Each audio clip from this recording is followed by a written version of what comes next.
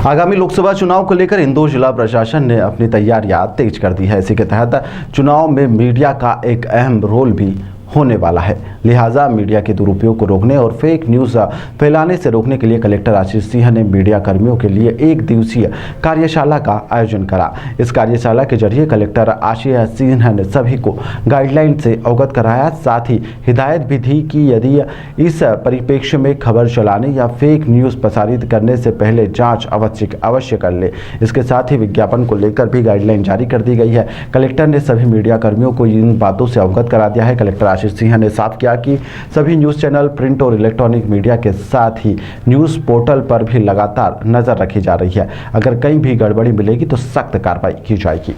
निश्चित रूप से सोशल मीडिया इन्फ्लुएंसर्स के द्वारा अगर इस प्रकार से कोई पोस्ट है और उसमें अगर ये ट्रेंड ऐसा दिख रहा है जो लगता है कि आचार संहिता का उल्लंघन है, तो निश्चित रूप से हमारी कमेटी उसको संज्ञान में लेगी और अगर इस प्रकार से कोई कार्रवाई बनती है या नियमों का उल्लंघन बनता है तो निश्चित रूप से इस पर कार्रवाई की। सर, एआई के दुरुपयोग का प्रचार में अगर किया जाता है तो देखिए, एआई का उपयोग करके अगर प्रचार मतलब दुष्प्रचार किया जा रहा है, गलत तरीके से अगर डीप फेक वीडियोस या इस प्रकार से दूसरे कंटेंट्स अगर क्रिएट किए जा रहे हैं तो निश्चित रूप से ये आचार संहिता का उल्लंघन तो है ही। इसके अलावा जो विभिन्न आईटी रूल्स हैं उनका भी उल्लंघन है, तो इसमें हमारे द्वारा तो संज्ञान में लिया ही जाएगा।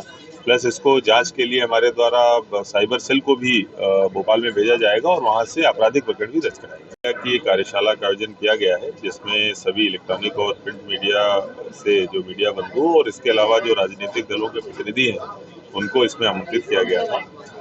सभी लोगों को पता है कि चुनावों में निश्चित रूप से मीडिया का, चाहे वो इलेक्ट्रॉनिक मीडिया हो, प्रिंट मीडिया हो, इसका प्रयोग होता है और उसमें एक लेवल प्लेइंग फील्ड रहे और आचार संहिता का किसी भी तरीके से उल्लंघन न हो, उसके सभी नियमों का पालन हो। इस हेतु आज इस कार्यशाला का आयोजन किया गया था जिसमें कि हमारी एक जो मीडिया के इलेक्ट्रॉनिक मीडिया के सर्टिफिकेशन के लिए कमेटी बनती है वो किस तरीके से काम करती है, उसमें कौन कौन सी खबरों का लाया जाना अनिवार्य है, कौन सी खबरों का या विज्ञापनों का लाया जाना अनिवार्य नहीं है, इस पर जानकारी प्रदान की गई है। मोटा मोटा जितने भी इलेक्ट्रॉनिक मीडिया के माध्यम से विज्ञापन आते हैं और इसके अलावा जो बल्क एसएमएस वगैरह किए जाते हैं वो सारे के सारे जारी करने से पहले जो हमारी एमसीएमसी कमेटी बनी है उससे प्री सर्टिफिकेशन उसका करना अनिवार्य होगा। और चुनाव के आखिरी के जो 48 घंटे हैं उसमें अगर कोई प्रिंट मीडिया से संबंधित विज्ञापन अगर दिया जाता है तो उसको भी इस एमसीएमसी कमेटी से प्री सर्टिफिकेशन करना अनिवार्य होगा। इसके साथ साथ अगर कोई इस प्रकार का विज्ञापन प्रिंट मीडिया के माध्यम से या फिर बैनर पोस्टर्स के माध्यम से किया जाता है तो उसमें प्रकाशक और मुद्रक का नाम लिखना अनिवार्य होगा।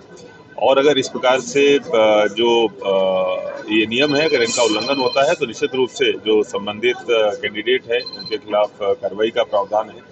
इसी तरीके से प्रिंट मीडिया से संबंधित अगर कोई पेड न्यूज़ या फेक न्यूज़ है तो उसकी पहचान कैसे करी जाएगी और उसके क्या आगे नियम है, किस तरीके की कार्रवाइयाँ होंगी, इससे भी सभी को अवगत कराया गया है। मुझे लगता है कि सभी जितने भी स्टेक होल्डर्स हैं सबको इन सभी जो नियम कानून हैं और जो प्रक्रियाएं हैं उनसे अवगत करा दिया गया है और निश्चित रूप से बहुत ही निष्पक्ष, पारदर्शी ढंग से आगामी लोकसभा चुनाव इंदौर में संपादित करेंगे। देखिए, सी विजिल ऐप जो है और इसके अलावा दूसरे भी माध्यम, उनके माध्यम से आचार संहिता से के वायलेशन से संबंधित जो भी शिकायतें आती हैं उनका समय सीमा में निराकरण हमारे द्वारा किया जाता है। अभी तक जितनी भी शिकायतें प्राप्त हुई उनका सभी का समय सीमा में निराकरण किया गया। अगर आगे भी इस प्रकार की शिकायतें आती हैं तो उनका भी तत्काल हमारी टीम अटेंड करेगी और निराकरण। आज जो मीडिया प्री सर्टिफिकेशन के जो भी प्रावधान है, चाहे वो किसी भी स्तर के हों, चाहे मीडिया से संबंधित हो, राजनीतिक दलों से संबंधित हो, उन सभी का पालन करना अनिवार्य है। अगर उनका वायलेशन होगा तो जो संबंधित सेक्शंस में कार्रवाई है वो बनती है जो हमारे द्वारा करेंगे।